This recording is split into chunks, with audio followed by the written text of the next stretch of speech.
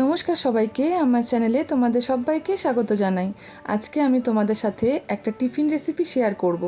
হাতের কাছে থাকা খুব সামান্য উপকরণ দিয়ে তোমরা এটা করতে পারবে। আর এই টিফিন রেসিপিটা তোমরা বাচ্চা থেকে বড় যে কেউ খেতে পারবে, আর খেতে লাগে দুর্দান্ত। আমি কেমন করে বানিয়েছি সেটাই তোমাদের সঙ্গে আজকে শেয়ার করব। দেখো বন্ধুরা, আমি এখানটায় ফ্রাই প্যানের মধ্যে তেল গরম করে তার মধ্যে দিয়ে দিয়েছি পেঁয়াজ কুচি। এবার পেঁয়াজটাকে নাড়াচাড়া করে হালকা করে ভেজে নিতে হবে যতক্ষণ পর্যন্ত না পেঁয়াজটা নরম হচ্ছে। আমি কিন্তু এখানটায় একটা ছোট্ট পেঁয়াজ নিয়েছি। এরপরে দেখো পেঁয়াজটাকে আমি হালকা নাড়াচাড়া করে ভেজে নিলাম। এরপরে এর মধ্যে দেখো দিয়ে দিলাম দুটো রসুন, আমি কুচিয়ে নিয়েছি, মানে রসুনের দুটো কোয়া, সেটা আমি দিয়ে দিয়েছি। এবার এটাকেও সুন্দর করে ভেজে নেব। আমি গ্যাসের ফ্লেমটাকে কিন্তু বন্ধুরা মিডিয়ামে রেখেছি, মিডিয়ামে রেখে আমি এটাকে ভেজে নিচ্ছি। এরপরে বন্ধুরা আমি এর মধ্যে দিয়ে দিব ক্যাপসিকাম। আমি এখানে একটার অর্ধেক ক্যাপসিকাম কুচিয়ে নিয়েছি, দেখতে পাচ্ছ ছোট ছোট করে কেটে নিয়েছি, সেটাই আমি এর মধ্যে দিয়ে দিলাম। এবার ক্যাপসিকামটাকেও এর সাথে ভেজে নিতে হবে। সব সবজিগুলোই কিন্তু খুব বেশি কড়া করে ভাজবো না, হালকা করে সব কিছুই ভেজে নেব। দেখো আমি এটাকে নাড়াচাড়া করে ভেজে নিচ্ছি। এই সব কিছু যখন হালকা নরম হয়ে যাবে, মানে ক্যাপসিকাম পেঁয়াজ সব কিছু যখন নরম হয়ে যাবে, এর মধ্যে দিয়ে দিব আমি গাজর। আমি এখানটায় একটা গাজর কুচিয়ে নিয়েছি, মানে গ্রেটারের সাহায্যে গ্রেট করে নিয়েছি, সেটাই আমি এর মধ্যে দিয়ে দিলাম। এবার গাজরটাকে দেখো এর সাথে মিশিয়ে নিচ্ছি। এবার গাজরটাকেও এর সাথে ভেজে নিতে হবে। দেখবে গাজরের থেকে অনেকটা জল ছাড়বে, সেটা শুকিয়ে যাবে এবং গাজরটা দেখবে অনেকটা ভাজা হয়ে যাবে। দেখো আমি এটাকে বেশ সুন্দর করে মিশিয়ে নিচ্ছি। এরপরে আমি এর মধ্যে দিয়ে দিব আন্দাজ মতো নুন। দেখো আমার কিন্তু অনেকটাই ভাজা হয়ে গেছে, আমি এর মধ্যে আন্দাজ মতো নুনটা দিয়ে দিলাম। দিয়ে এটাকে আবারও আমি মিশিয়ে নেব। এবার এটা মেশানো হয়ে গেলে বন্ধুরা আমি এর মধ্যে কিছু মশলা দিয়ে দিব।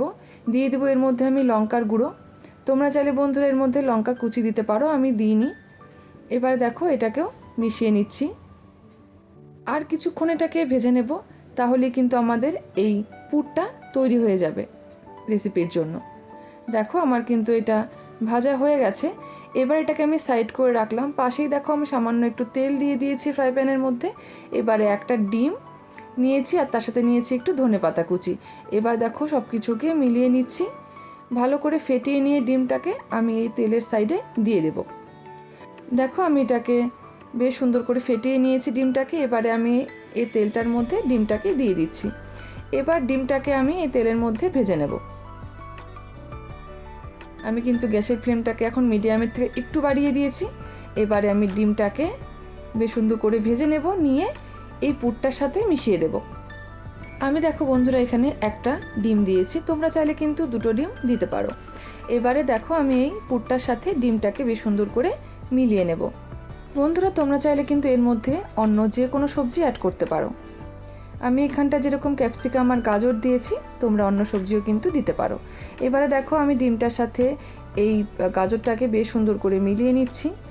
পুরটার মধ্যে এবারে দিয়ে দিলাম আমি একটু ধনেপাতা, ডিমের মধ্যে দিয়েছি আর একটু দিয়ে দিলাম। এবারে দেখো এটাকে বেশ সুন্দর করে আমি ভাজা ভাজা করে নিয়েছি। এবার এটাকে আমি নামিয়ে নেব। রেডি হয়ে গেছে আমার পুরটা। দেখো আমি থালার মধ্যে নামিয়ে নিয়েছি। এটাকে এবার ঠান্ডা করে নেব। পাশে দেখো আমি নিয়ে নিয়েছি ময়দা।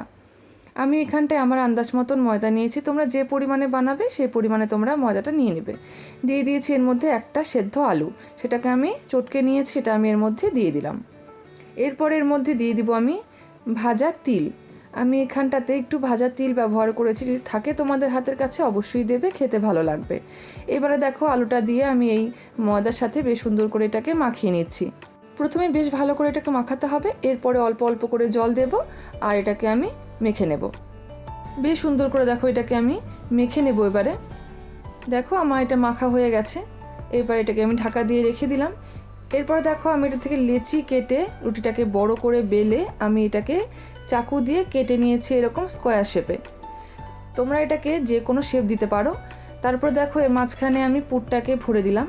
এরপরে দেখো চারপাশ দিয়ে আমি হালকা করে একটু জল লাগিয়ে নিলাম, তাহলে এটা খুব ভালো করে আটকে যাবে। জলটা আমার লাগানো হয়ে গেছে। এরপরে আমি এক পাশটা দেখো মুড়ে দেব। কেমন করে আমি মুড়ে দিচ্ছি তোমরা দেখে একটু বুঝে নেবে। দেখো আমি এটাকে মুড়ে আঙ্গুল দিয়ে চেপে চেপে পুরো পাশটাকে ভালো করে সিল করে নিচ্ছি। এরপরে আমি একটা কাঁটা চামচ নেব, সেই কাঁটা চামচ দিয়ে এখানে হালকা করে একটু ডিজাইন করে নেব, তাহলে দেখতে ভালো লাগবে আর সাইডগুলো খুলেও যাবে না। যদি তোমাদের কাঁটা চামচটা একটু লেগে যায়, তোমরা তেল অথবা একটু জল লাগিয়ে নেবে কাঁটা চামচে, দেখবে খুব ইজিলি এটা উঠে যাবে। দেখো একটা আমার এরকম করে তৈরি করা হয়ে গেল, আমি বাকিগুলো এমন করে তৈরি করে নিয়েছি। এরপর দেখো আমি একটা ফ্রাই প্যানের মধ্যে তেল গরম করতে বসিয়ে দিয়েছি। তেলটা হালকা যখন গরম হয়ে যাবে, গ্যাসের ফ্লেমটাকে মিডিয়ামে রেখে আমি এগুলোকে ভেজে নেব। দেখো আমি এর মধ্যে একটা একটা করে দিয়ে দিচ্ছি। আমি এরকম করে চারকোনা করে করেছি, তোমরা কিন্তু চাইলে অন্য যে কোনো শেপ করতে পারো বন্ধুরা। দেখো আমি এখানটাতে দিয়ে দিলাম এগুলো, এবার এগুলোকে উল্টে পাল্টে ভেজে নিতে হবে। এক পাশটা হয়ে গেলে বন্ধুরা আরেক পাশটা আমি দেখো উল্টে দিলাম। এবার এটাকে এরকম করে উল্টে পাল্টে একদম ব্রাউন করে ভেজে নিতে হবে।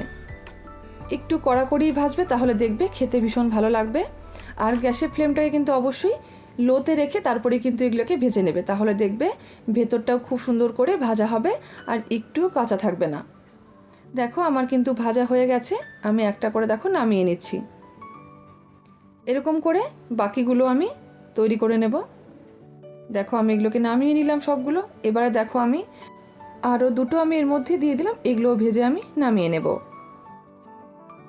দেখো ভাজা আমার হয়ে গেছে, আমি এবারে সবগুলো নামিয়ে তোমাদেরকে দেখাচ্ছি। দেখো বন্ধুরা রেডি হয়ে গেছে আমার এই টিফিন রেসিপিগুলো। দেখো দেখতে ভীষণ ভালো লাগছে, আমি এগুলো সস দিয়ে পরিবেশন করেছি। তোমরা এটা এমনিই খেতে পারো, খেতে অসাধারণ লাগে।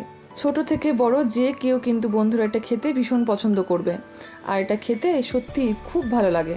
তোমরা অবশ্যই বাড়িতে ট্রাই করো আর আমাকে জানিও তোমাদের রেসিপিটা কেমন লাগলো। ভালো লাগলে প্লিজ লাইক, কমেন্ট, শেয়ার করে দিও আর চ্যানেলটাকে সাবস্ক্রাইব করে আমার পাশে থেকো।